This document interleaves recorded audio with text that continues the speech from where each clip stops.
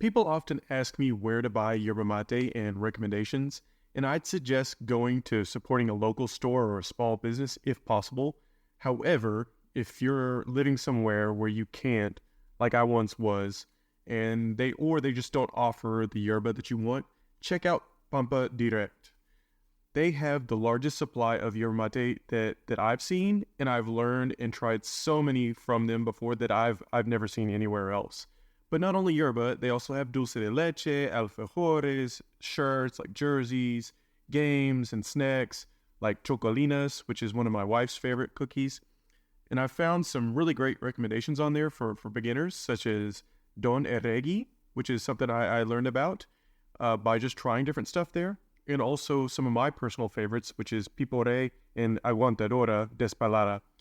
They have great customer service that speaks English, and in fact, they shipped me another package of yerba for free after they had mixed up one of my orders. And they always include like little, extras, like little candies and stuff, which is really nice.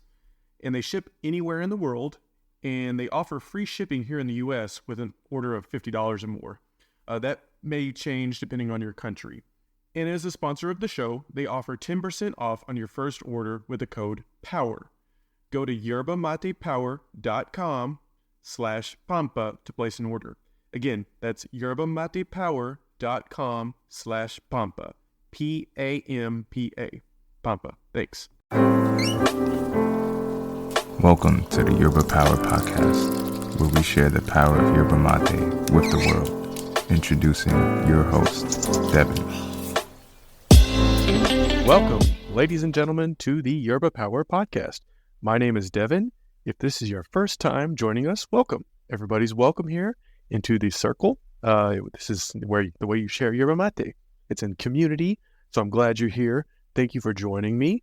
And if you've not listened to us before, normally I do interviews with other people, and that's kind of to help learn as a community, but it also allows other people to share their stories. But this one episode, I'm going to share my story.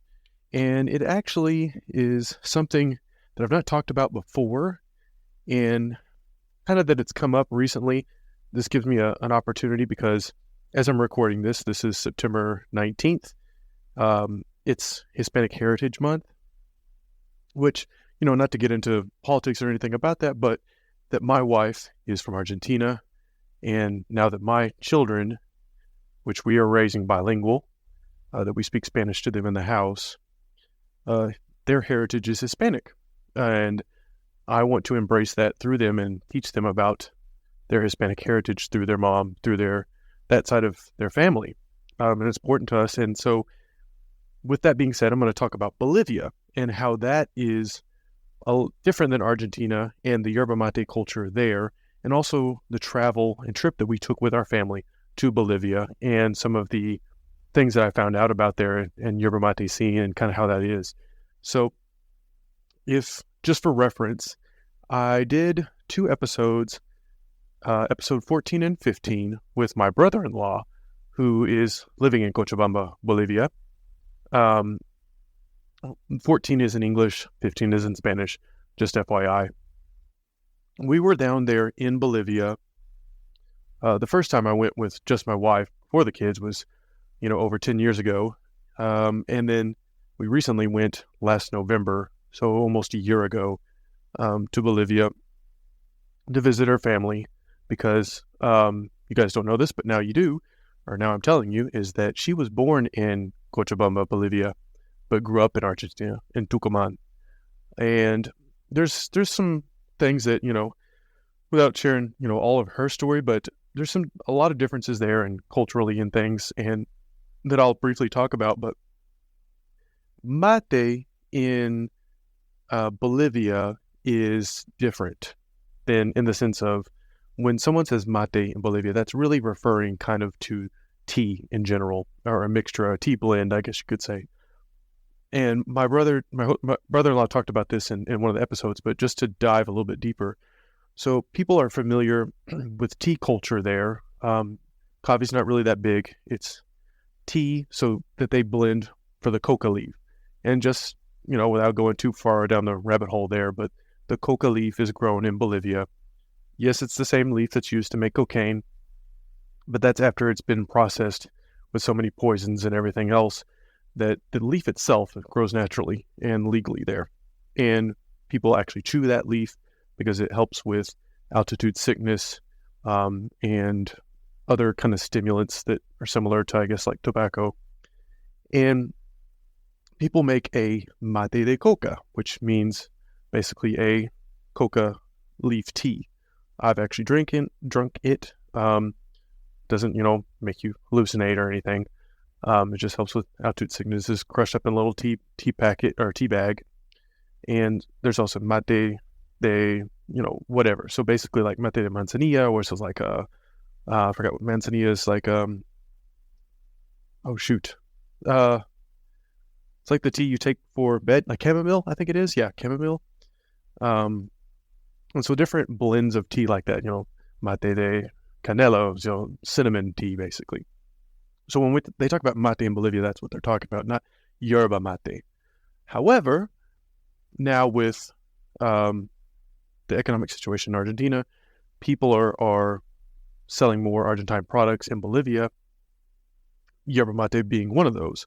And there's a shop that I found in Cochabamba, Bolivia, called Tereré Shop.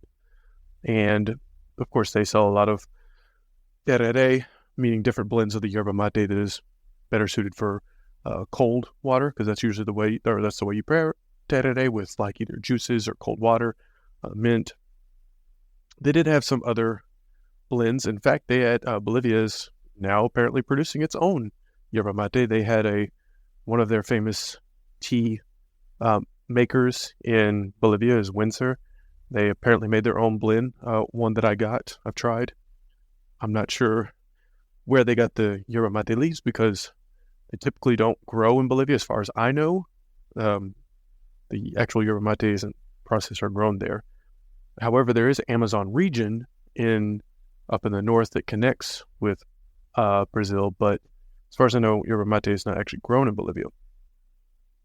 So Bolivia, is important to us. And side story, when we were in Bolivia, I actually did a fundraiser in the U.S. I ran 35 miles for my 35th birthday to raise funds and awareness for sexual trafficking and sexual violence, specifically in Bolivia, with an organization called Breeze of Hope, in English, or Una Brisa de Esperanza. It's located there in Cochabamba, Bolivia. I'll tag more and put notes in here just because I want to use this space to also talk about that. And that's something that I've not shared that story a lot with you guys, but it's important to me. And it's something that I do through running, and yerba mate and all that is connected to me. Although maybe sometimes I don't share all those dots, but to me, the yerba mate gives me the energy to run and clarity and mentality. And I want to use that connected with my Spanish, connected with my running, connected all of that to kind of build this bigger community in the world and help those in need. So off to that side tangent of the culture in Bolivia is definitely different. It's more, dare I say, indigenous. And the food is different. Just different lifestyle. So yerba mate is not as, I guess, well known.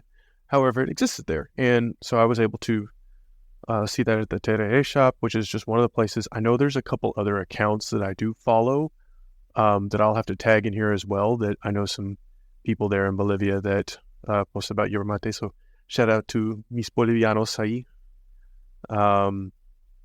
And I guess kind of why I wanted to talk about Bolivia is because its culture is so rich, its food is so rich, and I don't think it gets a lot of shine or a lot of light. So I kind of want to give this space as well to kind of magnify it and help people to see it. And oftentimes it can get kind of a bad rap because of, current government, and also, I guess, just historically has been a poverty nation, although having the wealth of the minerals and resources that they are there, it's kind of ironic that it has, like lithium, gold, silver, all these rich resources are literally in the soil, and yet can still be a poor country. However, a lot of those things have changed recently. I was very surprised when we went back there to visit after 10 years and how different the landscape and everything has changed. I kind of wanted to share a little bit of my travels, my stories there. There's a Cochabamba, if you don't know, is in the middle of Bolivia. It is, I think, about a mile high in altitude. I'll have to fact check that. It's called the City of Eternal Spring because the weather, it's kind of in a valley, and the weather stays actually kind of pretty spring-like most of the year. It doesn't get very hot. The sun, of course, is very, because you're higher up, the sun can be pretty strong, but it doesn't get as hot as it does, at least here in the South, the U.S., in Tennessee, where I'm at, and also doesn't get as cold, even though it's in the mountains, I guess, because it's kind of protected by those surrounding mountains, which is drastically different from La Paz. So I'm also, I guess, touching on Bolivia because Argentina played Bolivia in the recent, CONMEBOL, which is the Federation of Soccer for qualifying for the World Cup. And they played in La Paz, which is over 2 miles high, the highest capital city in the world. It's really no joke. It's ridiculous how much of a difference that is when you get there, when you land there, and you literally are going up the entire time in the airplane and land basically on top of the roof of the world, essentially. And it's hard to breathe. It's hard to walk and digest food, or at least it was for me. I didn't get the altitude sickness where you pass out or headaches and that kind of stuff, but definitely noticed it was really hard to digest food and just breathe in general. It's very fascinating to see as far as a landscape, which they have these cable cars now that run throughout the system, throughout the city, to get people from different parts of kind of essentially the mountain community. And it's just really interesting place that I hope people can visit, Bolivia in general. But if you get a chance to go to Cochabamba or La Paz, especially Cochabamba, I'd be honored to tell you more about it. And all that to say is that I think with Yerba Mate, it can apply to any culture, any language, and travel and all that stuff. Like Yerba Mate travels, I travel. It's kind of like this beautiful analogy of, getting out there and exploring. And, this whole podcast, my account wouldn't exist if I hadn't made my first exploration kind of into South America. Also meeting my wife, learning the Spanish language, all those things kind of, to me, have some kind of deeper meaning of just kind of exploring and finding things new and all the opportunities that open doors and stuff brings you when you kind of just get outside of your comfort zone. So you guys that are listening to this, you're probably experienced something similar with Yerba Mate, of kind of getting out of your comfort zone and all those kind of cool things that has brought you with that. And if this is your first time listening and you're just try Yerba Mate or exploring it or whatever, I'm glad you're here. Keep exploring. There's so many great things, so many great people in this community here on Instagram or YouTube and whatever that I've found. All these awesome people that I've been able to meet and interview and have on the podcast. And I'm just glad that you guys can be along with me and sharing those experiences with me. So if you have any questions about Bolivia or any questions at all about Yerba Mate, you can always send me a message at Yerba Mate Power on Instagram. And I'm happy to, message you there.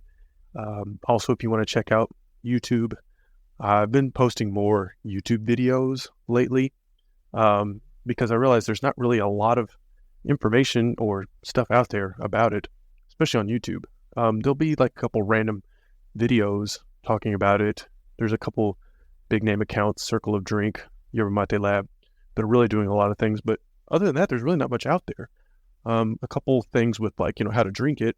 And my buddy Yerba Travels and I are kind of hitting the pavement there and exploring more. And we recently did a interview, or he interviewed me rather. Jeff at Yerba Travels interviewed me about my adventure in Spain, where I did El Camino de Santiago, or St. James Way. If you haven't checked that out on YouTube, it's Yerba Mate Travels. You can find it there. I think it's Adventures in Spain or something. It's in his podcast that he has on YouTube. And so I also kind of wanted to share a little bit more about my travels and things through this avenue and how that and Yerba Mate are connected. And I hope you enjoyed this. I know this is kind of short. Maybe I'll expound more upon this because I do want to talk about travel, but I don't want to, I guess, side step too much on learning about Yerba Mate. So I'd love some feedback on this. Subscribe and follow this so you don't miss out if you haven't already. Send me, a message on Instagram. I'd love to hear more about you guys or what's going on. And I guess all in all to say that get out there, explore.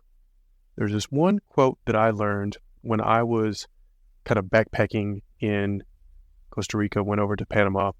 I saw this quote written and it's really resonated with me. And this was, 12, maybe 15 years ago. Is in Spanish it says, Ningun viaje es largo si encuentras lo que buscas. And in English, that is basically, no journey is too long if you find what you're looking for. So go out there, go on a journey, explore. See you guys next time. Love you all. Take care. Drink mate and chill.